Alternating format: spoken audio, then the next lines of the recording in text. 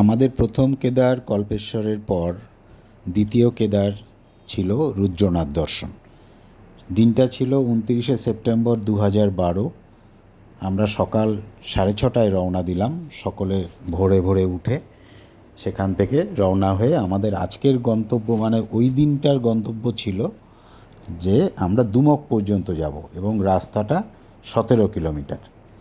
এই 17 কিলোমিটার রাস্তা প্রচণ্ডই দুর্গম এবং দৃশ্য, এই পাহাড়ের চলার পথের যে দৃশ্য অত্যন্ত সুন্দর। আমরা রওনা দিয়েছিলাম, দেওয়ার পরে কিছু দূর এগোনোর পরে পাহাড়ের একটি শিশুকে পেলাম যে স্কুল থেকে ফিরছে বাড়িতে। সে স্কুল থেকে ফেরার সময় বাড়িতে তার জঙ্গল থেকে জ্বালানি সংগ্রহ করে আনছে, কাঠের লাকড়ি আর কি।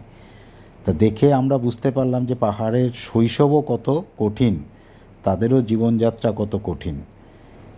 আমরা যেতে যেতে দেখেছিলাম অদ্ভুত এক রকমের ফল।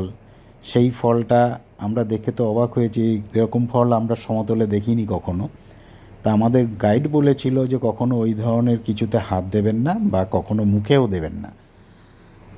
তা আমরা চলতে শুরু করেছিলাম তাদের সঙ্গে। যেতে যেতে যখন প্রায় 3টে পাহাড় সেই সময় আমাদেরকে পার করতে হয়েছিল, সম্পূর্ণ উঠে আবার সম্পূর্ণ নেমে।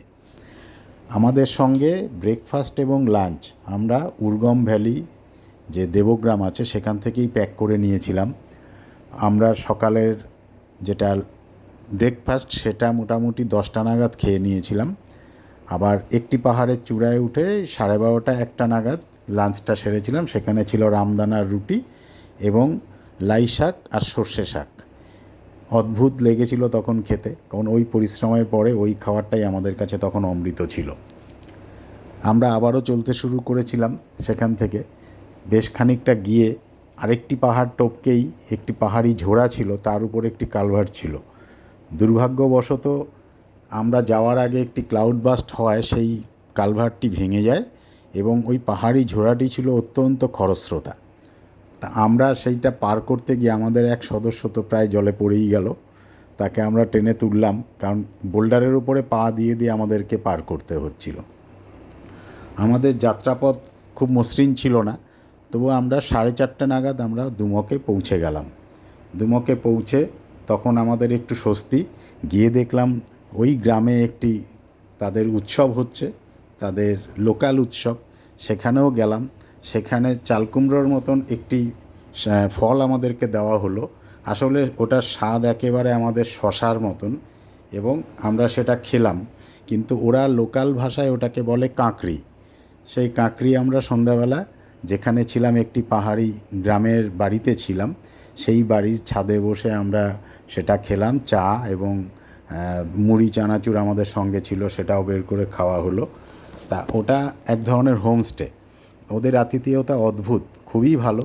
পাহাড়ি মানুষ, সরল সোজা, এবং বাইরের লোকেরা যারা এই পথে ট্রেক করে তাদের জন্য অত্যন্ত সুবিধাজনক এই গ্রামগুলো আছে, যার ফলেই মানুষ মসৃণভাবে এই রুদ্রনাথের পথে, এই যে রাস্তাটা এটা খুবই কঠিন, এটা সবাই সম্পন্ন করতে পারে। এই রাস্তা যাওয়ার, রুদ্রনাথ যাওয়ার আরেকটি রাস্তা আছে, সেটা হচ্ছে সাগরগ্রাম থেকে, কিন্তু আমরা কঠিন হলেও এই রাস্তাটাই বেছে নিয়েছিলাম।